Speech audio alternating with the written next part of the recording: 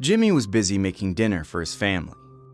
In exchange for letting him live in their garage, he agreed to make dinner every Friday night.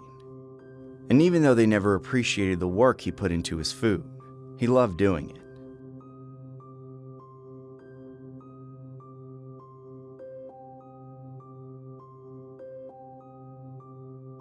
He messages Mom, "Cooking dinner.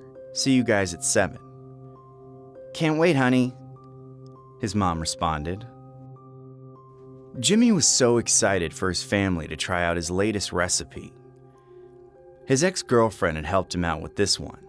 He told himself that if his parents actually appreciated his food without complaints, then he'd be sure to keep cooking for them as long as they want. But if they act ungrateful, he had other plans. At 7 o'clock, they came down to the garage where he lived. He had his table all ready for their big feast. "The meat is so tender, Jimmy." Great job, son. "I only used the freshest ingredients. Glad you like it." The dinner was going so well, for the first time Jimmy felt like his parents actually appreciated him. Maybe they didn't see him as a 24-year-old screw-up after all. Maybe he'd finally proven himself to them. And then his father gave him the sort of backhanded compliment he was always known for. "I guess your new cooking ability is the one good thing to come from losing your job. You have all the time in the world to hang out in your kitchen." Dave! What? All I'm saying is that we're proud of you, Jimmy. And once you go out there and find a real job, we'll be even prouder of you.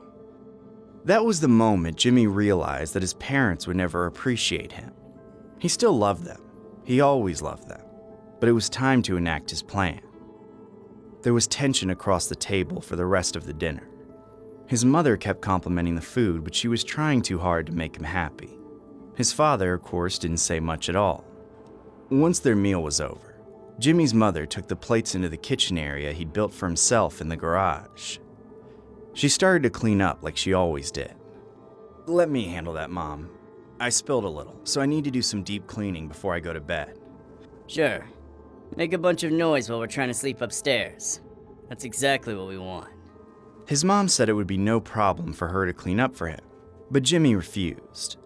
He couldn't let them see what he had stashed away in his freezer. He basically pushed them back upstairs so he could be alone in the garage. The next day, Jimmy was out of the house. He needed to find more ingredients for his next meal. He was gone for a long time. His mother knew she wasn't supposed to go into the garage without permission, but she couldn't stop herself. She had a strange feeling that her son needed her help but was too afraid to ask. She brought down the vacuum just in case.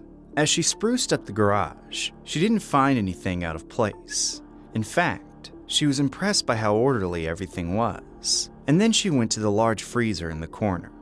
It seemed clean overall, but there were a few trickles of a dark liquid staining the sides. That gave her a very strange feeling. She opened the freezer and saw something so disgusting, it took her brain several seconds to understand what it was.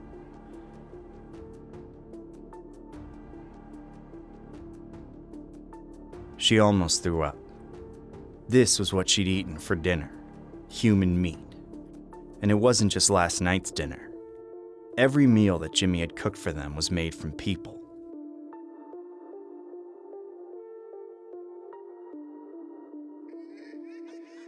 This woman had always sensed that there was something dark inside her son. He'd always been such an antisocial child. But she had no idea that he was capable of all this. She had to get out before he realized what she'd learned. She slammed the freezer shut and picked up the vacuum, ready to race back upstairs. She was moving so fast she tripped over something that was sticking out from under the freezer. She fell to the ground, her foot getting tangled in the plastic. As she pulled her leg free, she saw that she tripped on a pile of empty bags, just like the ones he used to store all the body parts. Like all the others, they had labels written on the side. One said Mom's arms, another said Dad's head, and another said Dad's liver. Oh my God! She was so terrified, she didn't see her son walking toward her until it was too late. He stood above her, his face emotionless and blank. I told you not to come here, Mom.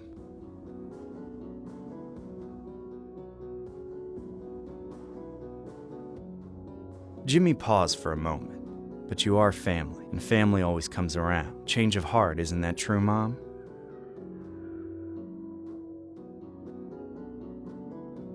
From that day onwards, Jimmy and his parents had the best of time during dinner.